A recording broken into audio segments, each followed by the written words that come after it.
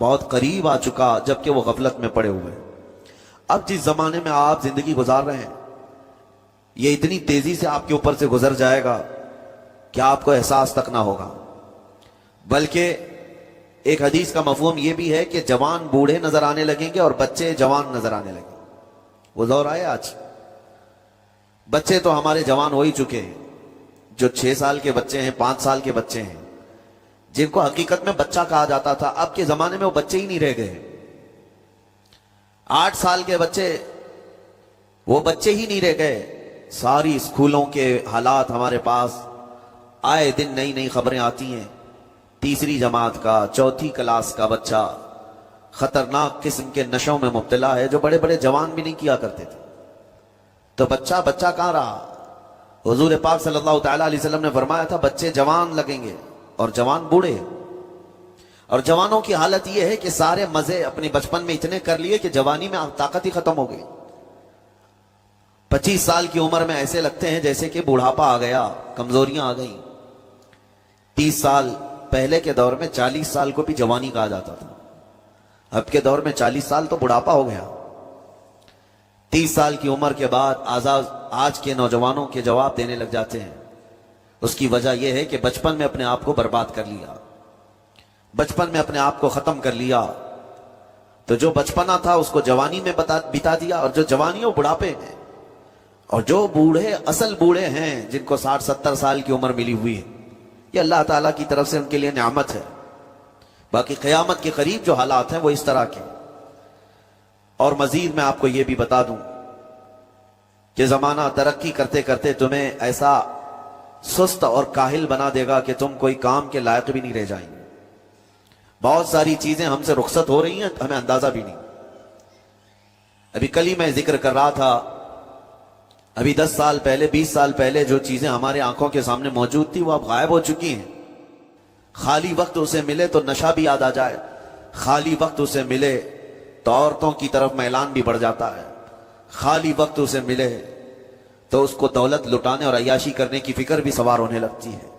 اپنے آپ کو کسی چیز میں مصروف کر لے, اور سب سے بہترین مصروفیت کیا ہے؟ اللہ اور اس کے رسول کا ذکر پاک ہے. یہ سب سے بہترین مصروفیت ہے کہ تم نے اپنے آپ کو اس میں مصروف کر رکھا تو اللہ تعالیٰ دنیا کی تمام مصروفیتوں سے تمہیں آزاد کر دے گا, برائیوں سے آزاد کر دے گا. قرآن میں رب تعالیٰ فرماتا ہے وَقَالُوا حَسْبُنَا اللَّهُ وَنِعْمَ الْوَكِيلُ, جنہوں نے یہ کہا ہمارا رب ہمارے لیے کافی ہے, ہمارا اللہ ہمارے لیے کافی ہے. اور کیا ہی بہترین مددگار ہے, کیا ہی بہترین وکیل ہے جس نے یہ کہا. اللہ فرماتا ہے اس کے فوراً بعد آیت آئی فَانْقَلَبُوا بِنِعْمَةٍ مِّنَ اللَّهِ وَفَضْلٍ لَمْ يَمْسَسْهُمْ سُوءٌ. اللہ ان لوگوں کو اپنی خاص نعمتوں میں لے جائے گا, ایسی جگہ جہاں کوئی برائی انہیں چھو بھی نہ سکے گی. جنہوں نے اللہ کی بارگاہ میں کہا حسبنا اللہ ونعم الوکیل. آگے بھی ہے دوسری آیت ہے نعم المولا نعم النصیر. جس نے یہ کہا اللہ فرماتا ہے ان بندوں کو اللہ اپنی خاص نعمتوں میں لے جائے گا اور فضل میں لے جائے گا, ایسی جگہ لم یمسسہم سوء جہاں انہیں کوئی برائی چھو بھی نہ سکے گی, کوئی برائی نہ آ سکے گی. اسی لیے کثرت سے اپنے آپ کو مصروف رکھو. یہ جو محافل ہماری ہو رہی ہیں اللہ کرے کہ ہمیشہ قائم رہیں. ہم ہفتے میں 1 مرتبہ ذکر کی مجلس میں آتے ہیں اپنے دل کو اللہ تعالیٰ کی یاد سے معمور کرنے کے لیے. ویسے کھانا تو دن میں 3 مرتبہ اور کوئی تو 5 مرتبہ کھاتے ہیں. اپنے جسم کا بھرپور خیال رکھا جاتا ہے. ہماری روح کے خیال کے لیے ان مجلسوں کا آنا ضروری ہے. یہ مجلسوں کی پابندیاں, اور اگر آپ اس کو ہی یہ سمجھ کر نہ چلیں کہ ہم نے ایک بار ہفتے میں ذکر کر لیا تو اب کافی ہے. ہماری گاڑی بھی جو ہے پیٹرول بار بار مانگتی ہے. اس کو جس طرح سے چلاتے ہیں اس طرح سے اس کی خواہش بھی ہے. روزانہ گاڑی کو اگر کہیں کھڑی کر رکھیں تو زیادہ پیٹرول نہیں لگے گا, لیکن چلتی رہے تو بار بار پیٹرول کی ضرورت ہے. ہم میں سے ابھی کوئی ایسا نہیں ہے جو بستر پر پڑا ہوا ہے. ہر کوئی چل رہا ہے, پھر رہا ہے, دنیا میں مصروف ہے. تم اپنے کھانے پانے بھی کر رہے ہو, لوگوں سے ملاقات بھی کر رہے ہو, اس کا مطلب ہے تمہاری گاڑی چل رہی ہے اور اس کو پیٹرول بار بار چاہیے. اور یہی جو ایندھن ہے, یہ پیٹرول ہے, اس کا کام یہ اللہ تعالیٰ کا ذکر کرتا ہے. تمہارے جسم کو بیلنس رکھنے کے لیے, تمہاری فکروں کو بیلنس رکھنے کے لیے, تمہارے دماغ کو صحیح سلامت ایک نہج پر رکھنے کے لیے یہ ذکر کی محافل قوت دیتی ہیں. اگر اس ہفتے میں آپ نے ذکر کیا نہیں ہوا تو آپ اپنے ہی گھر پر سونے سے قبل بستر پر بیٹھ کر کیوں اللہ کا ذکر نہیں کر لیتے؟ 5 منٹ 10 منٹ اس مولا کو پکار کر کے سونے میں کیا حرج ہے؟ لوگ موبائل دیکھتے، گانے سنتے، فلمیں دیکھتے ہوئے سو جاتے ہیں، لیکن اللہ رب العزت کو یاد کر کے سونے والا، میرے عزیزو، قرآن میں مولا فرماتا ہے فَاذْكُرُونِي أَذْكُرْكُمْ، اس کا وعدہ ہے تم مجھے یاد کرو میں تمہیں یاد کروں گا۔ اور اس کی تفسیر میں اللہ تعالیٰ کی اس قول میں، اس فرمان کی تفسیر میں بزرگوں نے فرمایا اللہ کیسے یاد کرتا ہے بندے کو؟ اللہ بندے کو کیسے یاد کرتا ہے؟ جب تم اس کی یاد میں مصروف رہے، اپنے آپ کو بزی کر رکھا، اللہ تمہیں کیسی جگہ یاد کرتا ہے؟ فرماتے ہیں مفسرین کہ بندہ تو لوگوں میں اللہ کو یاد کیا، اور اللہ بندے کو فرشتوں میں یاد کرتا ہے۔ فرشتوں کے درمیان تمہارا ذکر ہونے لگتا ہے کہ فلاں کا بیٹا فلاں آج میرا ذکر کر رہا تھا۔ آج محفل ذکر سے جتنے نکلیں گے، اللہ کریم ہمارا ذکر فرشتوں میں ضرور فرمائے گا، فرشتوں میں ضرور ذکر ہوگا کہ فلاں بندہ آج ذکر میں مشغول تھا۔ اور پھر یہ بھی فرمایا بزرگوں نے، مفسرین نے، کہ اللہ تعالیٰ وہاں یاد کرتا ہے جہاں فرشتے ہوں، فرشتوں کی محفل میں تمہارا ذکر۔ اور اس کے علاوہ یہ بھی فرمایا گیا کہ تم دنیا میں زندگی میں اسے یاد کرتے تھے، اور وہ تمہیں مرنے کے بعد قبر میں یاد کرے گا۔ جب دنیا تمہیں چھوڑ دیتی ہے تب اللہ تعالیٰ تمہیں یاد فرماتا ہے۔ فَاذْكُرُونِي أَذْكُرْكُمْ کا مطلب یہ ہے وہ تمہیں یاد فرمائے گا، لیکن اس کے لیے کثرت سے تم اللہ کو یاد کرو، اللہ کو یاد کرو۔ تو بہرحال میرے عزیزو، قیامت کی نشانیاں جو ہم نے آج مختصر آپ کے سامنے رکھی، وہ بہت تیزی سے تمہارے سروں پر آ رہی ہیں، اور تمہارے ہاتھوں سے بہت سارے کام اب چھن جائیں گے۔ ابھی آپ ترقیات میں خوشی سے بات کرتے ہوئے بیٹھتے ہیں نا، ڈسکس کرتے رہتے ہیں کہ سنا ہے ایسی کار آ رہی ہے کہ وہ اب بغیر ڈرائیور کے چلے گی، روبوٹ سے چلے گی۔ اس کو تو ہم خوشیوں میں ڈسکس کرتے ہیں کہ اچھا ایسا ہونے والا ہے۔ پہلے ایسا تھا کہ موبائل آپ بٹن کے دباتے تھے، کسی نے اگر خبر کر دیا کہ نہیں بعد میں صرف ٹچ کرنے سے آتا ہے تو آپ کہتے اچھا ایسا بھی آنے والا ہے۔ لیکن آپ کوئی کہے تو آپ کو کوئی تعجب نہیں، ٹچ اسکرین، کوئی تعجب کی بات نہیں، بنا ڈرائیور کے گاڑیاں آ جائیں گی۔ اس طرح ہوتے ہوتے نظام زندگی اس قدر بدل جائے گا، اس قدر بدل جائے گا۔ آج میری یہ بات نوٹ کر کے رکھ لیں، زندگی باقی رہی تو 10 سال بعد انشاءاللہ ہم ملاقات کریں گے، اگر اللہ نے زندگی باقی رکھی، اور اس کے بعد پھر ہماری یہ باتیں میچ کر کے دیکھیں کہ کیا کیا ہوا ہے اور کیا کیا دنیا بدل چکی۔ اسی لیے میں کوئی بھوشمانی نہیں کر رہا ہوں، اور نہ ہی کوئی جوتش بابا ہوں، طوطا لے کر جو بیٹھتا ہے، یا تمہارے ہاتھوں کی لکیریں دیکھ کر کے کوئی فیوچر بولنے والا نہیں۔ مصطفیٰ کریم صلی اللہ تعالیٰ علیہ وسلم کی احادیث سے جو قیامت کے قریب ہونے والے، رونما ہونے والے واقعات ہیں، میں ترجمانی کر رہا ہوں حضور کی حدیثوں کی، اس لیے کہ ہمیں پتا ہے دنیا کے سارے سائنسدان جھوٹ بول سکتے ہیں، مدینے والے کی بات جھوٹ نہیں۔ میرے آقا صلی اللہ تعالیٰ علیہ وسلم کا فرمان جھوٹا نہیں ہو سکتا۔ اس لیے اگلا دور جو آ رہا ہے وہ بڑا سخت ترین ہے۔ اب آپ دیکھیں، محنت سے آج ہر چیز سے محنت سے تمہیں نکال لینا ہے۔ میں نے تو لکھنے پڑھنے کی ایک مثال دی کہ تمہارے ہاتھوں سے قلم چلا جائے گا، تمہارے پاس سے کتابیں جو پرنٹ ہوتی تھی یہ بھی چلی جائیں گی، بس تم موبائل میں آڈیو کتابیں سنتے رہو۔ اور دور تو ایسا ہوگا کہ کچھ لکھنا بھی ہے، وہ بھی ابھی آ ہی چکا ہے، وائس کمانڈ جو ہوتا ہے اس کو بولو وہ لکھ کر کے دے دے گا، تم اس میں موبائل میں جو بولو گے وہ ٹائپ بھی ہو جائے گا۔ تو جب آپ کے بولنے سے سب لکھ بھی جاتا ہے تو قلم اٹھانے کی ضرورت کیا ہے؟ قلم چھوٹ گیا تمہارے ہاتھ سے، یہ سب چیزیں چھوٹ جائیں گی۔ آگے اب دور کے متعلق پیشین گوئیاں بعض سائنسدانوں نے یہ بھی کی ہیں کہ بچے پیدا کرنے کے لیے شادی ہونا بھی ضروری نہیں۔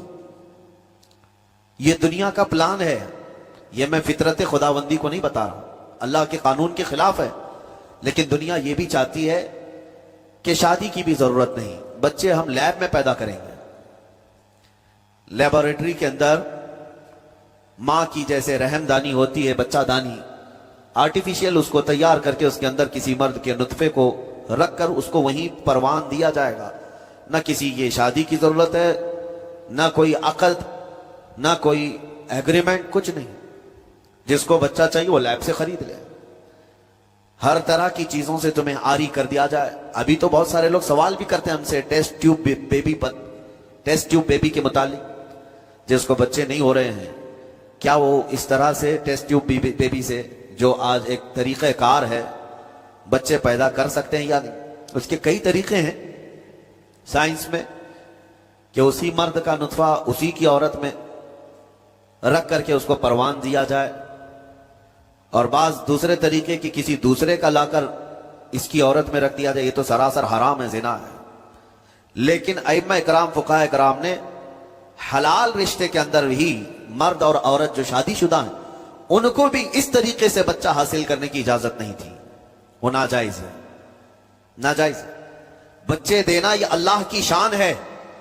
حضرت ابو ہریرہ رضی اللہ تعالیٰ عنہ حضور صلی اللہ علیہ وسلم کی بارگاہ میں حاضر ہوئے، عرض کرتے ہیں عرب والے لوگ عزل کرتے ہیں یا رسول اللہ، یعنی بچے نہ ہونا نہیں چاہیے کسی کو، تو پریکاشن لیتے تھے وہ لوگ، اس کا طریقہ کار ان کا الگ تھا عربوں کا، وہ انزال نہیں کرتے، اس سے پہلے جدا ہوتے۔ حضرت ابو ہریرہ رضی اللہ تعالیٰ عنہ نے حضور کی بارگاہ میں پوچھا کہ ایسا کیا کرنا کیسا ہے؟ نبی پاک صلی اللہ تعالیٰ علیہ وسلم نے ارشاد فرمایا اگر رب تبارک و تعالیٰ چاہے تو بھی بچے عطا کرے گا، کوئی عزل کر لے الگ ہو جائے، اگر مولا کو دینا ہو تو اس حال میں بھی اللہ تعالیٰ بچے عطا کرے گا، جو مولا بغیر باپ کے عیسیٰ پیدا فرماتا ہو۔ تو بہرحال میں بات الگ نہ چلی جائے اس لیے عرض کر رہا ہوں کہ اگلے دور میں سارے کام کاج تمہارے ہاتھوں سے نکل جائیں گے، آری کر دیا جائے گا اور تمہیں سست اور کاہل بنا دیا جائے گا، اور جب بندے کے پاس کوئی کام ہی باقی نہ رہے تو اس کا دماغ شیطانی بن جائے گا، اور شیطان اس کو ہانکتا رہے گا صبح سے شام تک، شام سے صبح تک۔ اور میں آپ کو بتا دوں دنیا یہ چاہتی ہے کہ رات کو دن بنا دے، یعنی کوئی رات کا تصور ہی نہ رہے، نہ اندھیرا ہے نہ ہی کوئی اس طرح کی تاریکی، بلکہ پورا ٹوٹل 24 آورز ایسا ہی اجالا دکھنا چاہیے، تمہاری نیندیں ختم ہو، کسی کے لیے بھی اندھیرا ہو گیا چلو سوئیں۔ یہ اللہ کے جتنے نظام ہیں اس سے یہ دنیا چھیڑ چھاڑ کرنے کی کوشش کر رہی ہے۔ یہ جو خفیہ طاقتیں ہیں دنیا کو جو چلا رہی ہیں، وہ فری میسن ہوں اور سیکریٹ تنظیمیں جو آج دنیا میں کام کر رہی ہیں، وہ قانون خداوندی سے چھیڑ چھاڑ کرنا ان کی فطرت عادت ہے۔ ہر چیز جو اللہ تعالیٰ کی بنائی ہوئی، پہاڑوں کو اپنی جگہ سے ہٹا دینا۔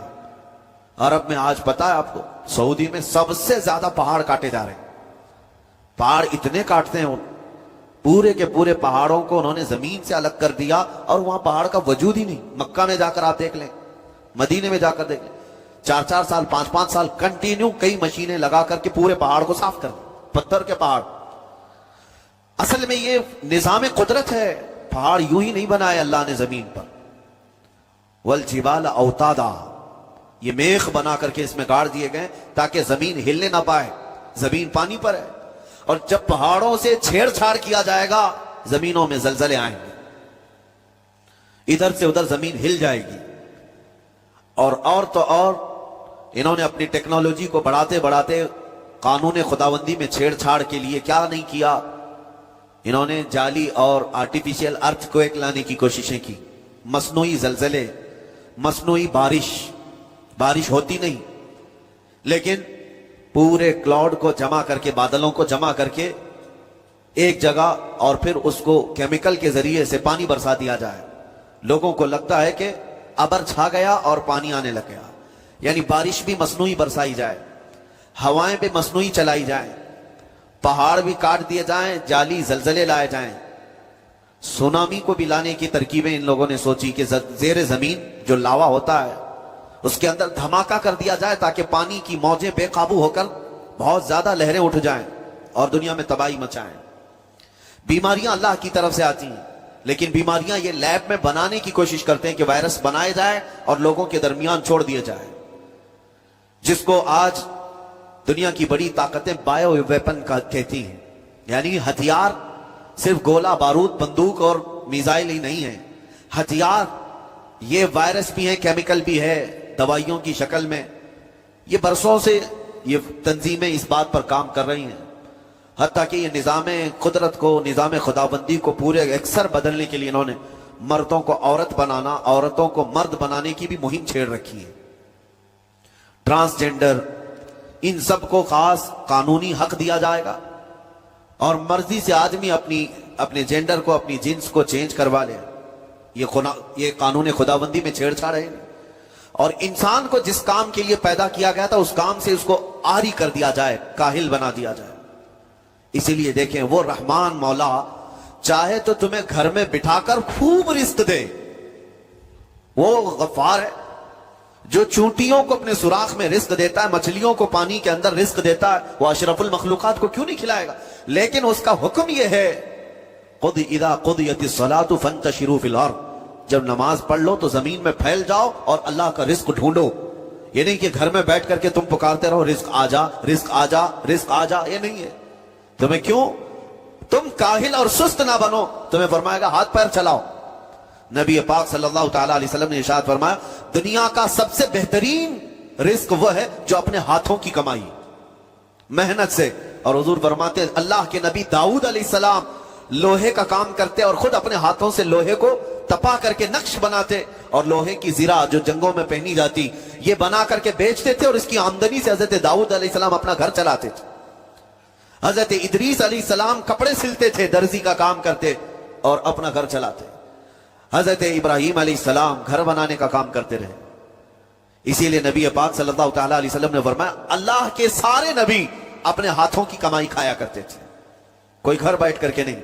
جو لوگوں کو آج یہ شوق ہے کہ بس کسی کو جائیداد میں کچھ پراپرٹی ملی تو کرائے پر چڑھا دو اور کرایہ کھاتے رہو, کیوں محنت کرنا ہے؟ کوئی کام کیوں کرنا ہے؟ میں یہ نہیں کہتا کہ کرایہ مت کھاؤ, کھاؤ کرایہ, لیکن اپنے جسم کو ایسا کاہل اور سست بناؤ گے تو یہ شیطان کی آماجگاہ بن جائے گا دماغ, اور اتنے گناہ کرنے لگ جاؤ گے کہ تمہارے کنٹرول میں نہیں رہے گا. تم اس کو جتنا خالی اور سست چھوڑو گے. یہ آلریڈی جو سائنسدانوں نے چوہوں پر ایکسپیریمنٹ کر کے جو دیکھا, اکثر ایسا ہوتا ہے کہ چوہوں پر جو تجربہ کیا جاتا ہے انسان کے فطرت سے بہت زیادہ میل کھاتا ہے چوہوں کی طبیعت. اسی لیے آپریشن تھیٹر میں بھی سکھانے کے لیے چوہے اور مینڈک کا استعمال ہوتا ہے. دوائیاں بھی جو سب سے پہلے بنتی ہیں وہ چوہوں کو کھلا کر دیکھی جاتی ہیں. انسان کی طبیعت زیادہ اس سے میل کھاتی ہے. تو جو چوہوں کو ساری سہولیات دے دی گئی تھی تو وہ آپس میں شہوت میں مبتلا ہو گئے اور ایک دوسرے کا قتل کرنے لگے. یہی حال انسانوں کا بھی ہوگا. جب ان کو ساری سہولیات ایک جگہ مل جائیں گی تو یہ ایک دوسرے کا قتل شروع کر دیں گے. یہ کثرت سے گناہ کرنے لگیں گے اور ایک دوسرے کا قتل کریں گے. اسی لیے آپ کو میں جو بات کہہ رہا تھا وہ ادھوری رہ گئی. وہ رب تبارک و تعالیٰ چاہے تو گھر بیٹھا کر تمہیں کھلائے, لیکن آپ مجھے یہ بتاؤ یہ جو مسجد میں بلاتا ہے تمہیں رب تعالیٰ 5 وقت, فجر میں, ظہر میں, عصر میں, مغرب میں, عشاء میں, اور ہر ایک میں تمہیں اپنی پیشانی زمین پر رکھنی ہے. ہاں ایک مخصوص طریقہ ہے. کیوں؟ اللہ کریم کیا تمہارے ان اعمال کا محتاج ہے؟ محتاج ہے رب تعالیٰ کہ تم جتنے سجدے کرو گے اس کا پاور بڑھے گا, اس کی طاقت بڑھے گی, تمہاری عبادتوں سے اس کے خزانے بڑھیں گے؟ کچھ نہیں ہونا ہے. وہ بے نیاز ہے, اللہ الصمد, وہ بے نیاز ہے. لیکن تمہیں یہ جو پریکٹس کرائی جاتی ہے وہ اسی لیے کہ تم سست اور کاہل نہ بنو. کسی گاڑی کو زیادہ دن گیریج میں رکھ دیا جائے, چاہے وہ نئی کیوں نہ ہو, زنگ لگ جاتا ہے اور اس کے بعد پھر اس کے اندر خرابیاں شروع ہو جاتی ہیں. انسان اپنے آپ کو اسی طرح کاہل رکھ دے, سست رکھ دے, تو پھر اس کے اندر بھی عجب عجب قسم کی بیماریاں, وہ گناہوں کی بیماریاں بھی شروع ہوتی ہیں اور جسمانی بیماریاں بھی شروع ہوتی ہیں.